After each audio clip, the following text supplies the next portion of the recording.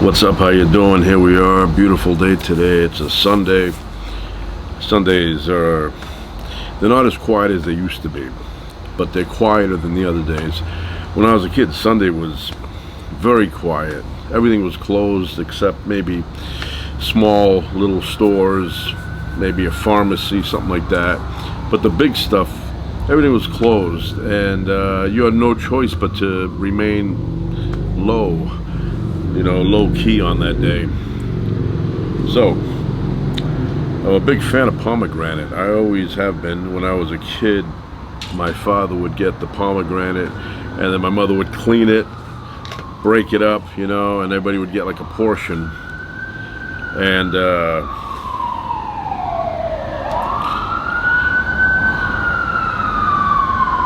got one of those sirens going.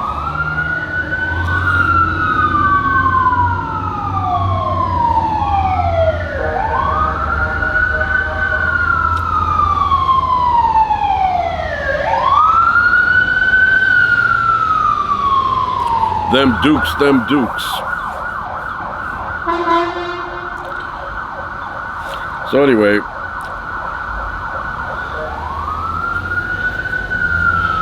I was a big fan of that, and my mother would chop it up, clean it, and then everybody would get a little bit. I guess they cost a good amount. Nobody got their own in those days. My father did not say everybody gets one.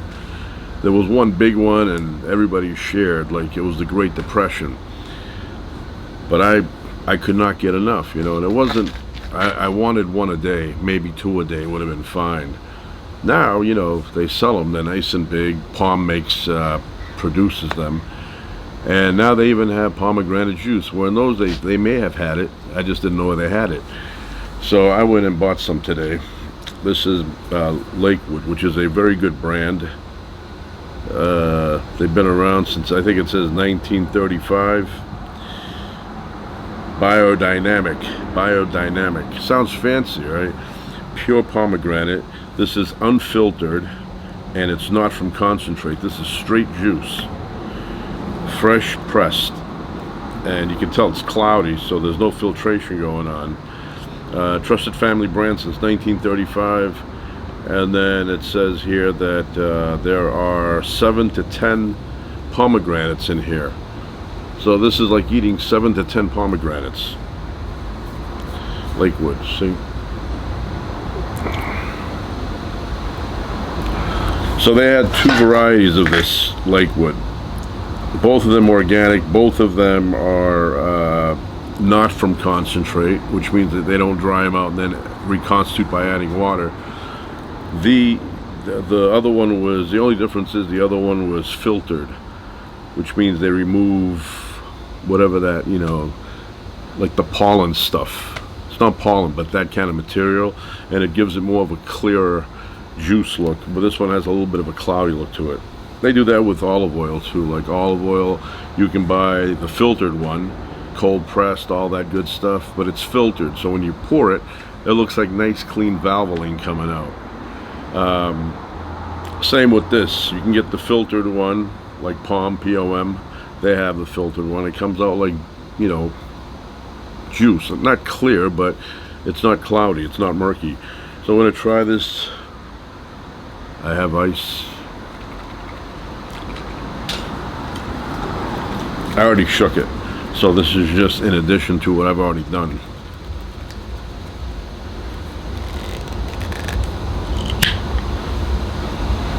That smells like fresh. When you cut a pomegranate in half, that's what it smells like.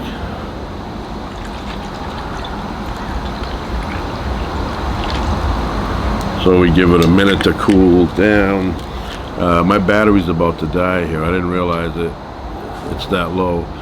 So I'm going to take a break right here, and then I'm going to put a new battery, and I'll be back in a flash. Alright, I am back. It's got to be cold by now. It's been about a minute and a half.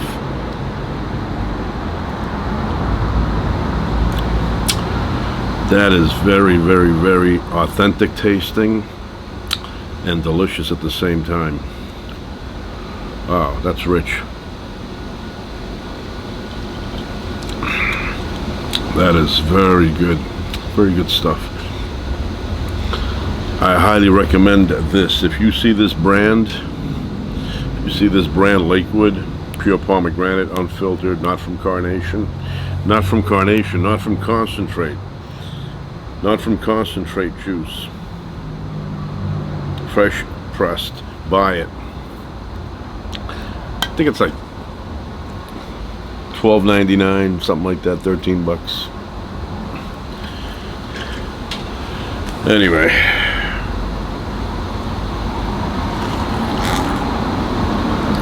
wow, that's good. So today I was thinking of the beach, the ocean, and I'm not a big beach guy anymore. I mean, going in the water, and you know, I like it, but I'm not. When I was a kid, I was crazy about doing that. I would get up and spend the entire summer at the beach, be in the water, playing at the beach, exploring, you know, places. And remember, the best time to eat was at the beach. Somehow your appetite was better, the food tasted better. At the beach that I would go to as a kid, there was a truck that would pull in. It had a whole, what do you call those things? The catering trucks, canteen trucks, right? And they would show up. And you had to wait in line, though. That took a while, so you had to kind of mentally prepare to wait in line for a half hour. But when you went there, they had burgers, hot dogs. They tasted 50 times better than on an ordinary day. So we would have that, enjoy that. And I remember one summer of '83. No, '84. I think it was yeah, I think it was '84. Might have been '83. So me and this kid, he was a neighbor. His name was Steven. And we decided we were going to go, you know, and spend some time at the beach. But we didn't go to the regular beach. We went to a place where the boats come in, the docks. It was like a secret area in the back. You had to go through a channel area and all that. But we would go from the front way. We'd go on, you know, the main road. Then there was a bridge. We'd cross over that. And that bridge, people would stay with nets. And it was full of crabs in that water. Tons of crabs. You put your net in and the crabs would come swimming through. And I remember watching people with buckets of crabs. So they had buckets of crabs. I go, wow, this place is infested with crabs. So what do we decide to do? Go on the other side of the bridge where it's like an open area where people have their boats right on the docks there. And there were these telephone poles, you know, the kind where they build the docks on. And they would stick out of the water probably like 20 feet up, and we'd climb them. They had these spikes. We'd climb them all the way. We'd get to the top. We'd stand like the Karate Kid, right? And then we'd jump in and open your eyes under there. It was all like greenish because it was in an enclosed area. And every once in a while, when you would jump in, you would notice a crab swimming by you. And I thought they were pretty quick for crabs. I mean, they didn't do that. They just, I don't know what they did. They just went by you. So we spent days and days there doing all this, you know, jumping off the pole thing and into the water over and over and over. And at some point, this kid shows up. He looked like, might have been like maybe 2 years older than me and my friend Steve. And he shows up with a raft. He had like a boat raft. So he hung around with us all day. And then, you know, he was jumping off the pole too. I guess it was fun. And then at some point I said, you know what? I'm gonna jump off the pole, but I'm gonna jump off with power and see if I can touch the bottom. So I got up on the pole, I leaped up and I jumped with power, and I went as far down as I could. And I went down, and I touched bottom. It was probably like 20 feet down, but I touched bottom, and it was disgusting. It was, it felt